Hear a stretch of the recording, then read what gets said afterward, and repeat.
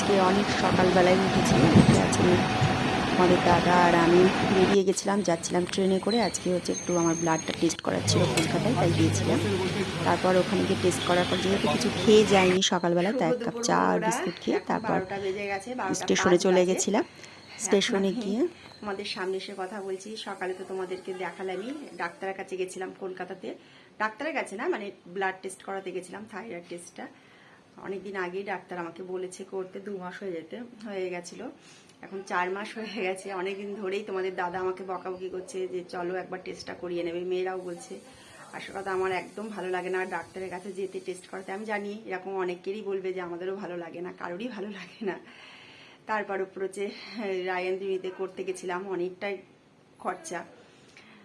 এখন তো করতে হবেই, শরীরটাকে তো সুস্থ রাখতে গেলে তো ডাক্তার দেখাতেও হবে, টেস্টও করাতে হবে। আর থাইরয়েডটা এখন বুঝতে পারছি যে একটুখানি শরীরটা খারাপ লাগছে, তাই জন্য আরও বকাবকি খাওয়ার আগে গিয়ে করে আসলাম টেস্টটা গিয়ে। আর এখন বাড়িতে এসে ঘর দৌড় মুছে টুছে সব পরিষ্কার করলাম। সকালে অনেক ভোরে বেরিয়েছি, 5:30টায় বেরিয়েছি, ওই জন্য আর সব করে যাওয়ার সময় পাইনি। আর মেয়ে সকালে পুজোটা দিয়ে দিয়েছে। আজ তাহলে ঠিক আছে, আগে আমি রান্নাটা করে তারপর স্নান করে আবার একবার পুজোটা ভালো করে দেবো। ফুল টুল আনছিলাম, কিন্তু দিয়ে দিয়েছে পুজোটা, আমার আসতে দেরি হবে মনে করে।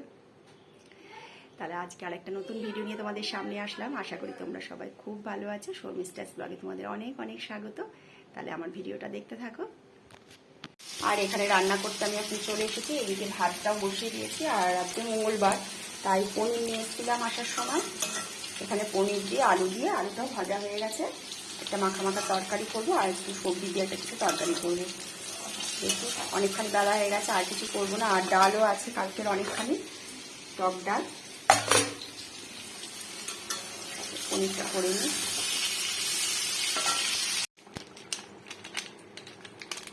আর এবার পনিরটা আমার হয়ে গেছে, একটু ঘি দিয়েছি আর একটু গরম মশলা দিলাম, হয়ে গেছে পনির। আর এখানে 5 মিনিট একটা তরকারি বসিয়েছি, হয়ে এসছে প্রায়। অনেকখানি বেলা হয়েছে, এবার স্নান করবো আমি। সব কিছু সবজি দিয়ে একটা তরকারি করেছি। আর এখন স্নান করে ঘরে এসছি। রান্না বান্না তো হয়ে গেছে, তোমাদের দেখালাম। আর এখানে হচ্ছে বৃষ্টি, ঝেপে ঝেপে বৃষ্টি আসছে। কি যে বৃষ্টি হচ্ছে দেখায় দাও। এই দেখো, জানলা খোলা যাচ্ছে না, এত ছাদ আসছে।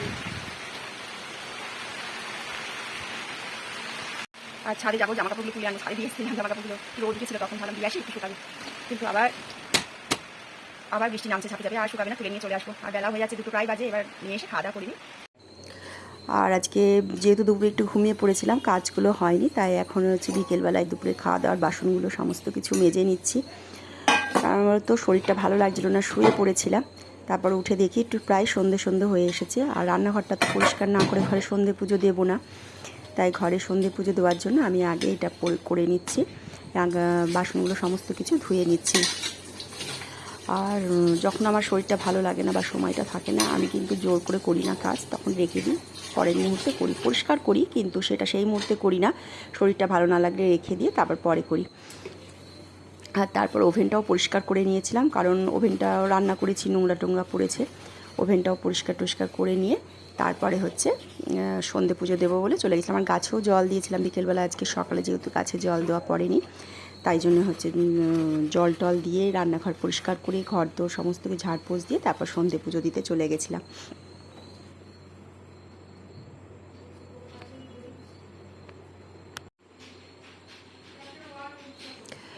তারপর রান্নাঘর দেখো একদম ঝকঝকে তকতকে করে দিয়েছি, পরিষ্কার হয়ে গেছে। আসল কথা, রান্নাঘরটা আমার পরিষ্কার না থাকলে একদমই ভালো লাগে না, কোনো কিছু পরিষ্কার না থাকলে ভালো লাগে না।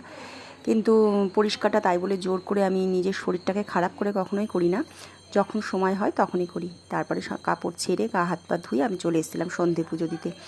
এখানে ধুনো দেখাচ্ছি। দুপুর সকালের পুজোটা যেহেতু মেয়ে করে নিয়েছে, আর দুপুরবেলা একটুখানি ঠাকুরকে শুধু ভোগ দিয়েছিলাম লাড্ডু দিয়ে। সন্ধে পুজোর সমস্ত কিছু এখন দিয়ে উঠলাম। আর হচ্ছে ঘর দোর সমস্ত কিছু পরিষ্কার পরিচ্ছন্ন হয়ে গেছে। দুপুরবেলায় ঘুমিয়ে পড়েছিলাম, একটু শরীরটা ভালো লাগছিল না, অনেক ভোরে উঠেছি, শরীরটা খুব ক্লান্ত লাগছিল। তার জন্য আজকে একটুখানি বেলা করে উঠে তারপরে কাজকর্মগুলো করেছি। আর এখন সেরকম বিশেষ কোনো কাজকর্ম নেই, এখন একটু চা করবো, চা করে বসে খাবো। আর মেয়েরা তো কাজ করছে, তাহলে ভিডিওটা এখানেই রাখলাম। তোমাদের যদি ভালো লাগে তাহলে তোমরা প্লিজ চ্যানেলটা সাবস্ক্রাইব করে আমার পাশে থেকো। আর তোমরা সবাই খুব ভালো থেকো, সুস্থ থেকো। পরের দিন আর একটা ভিডিও নিয়ে তোমাদের সামনে আসবো।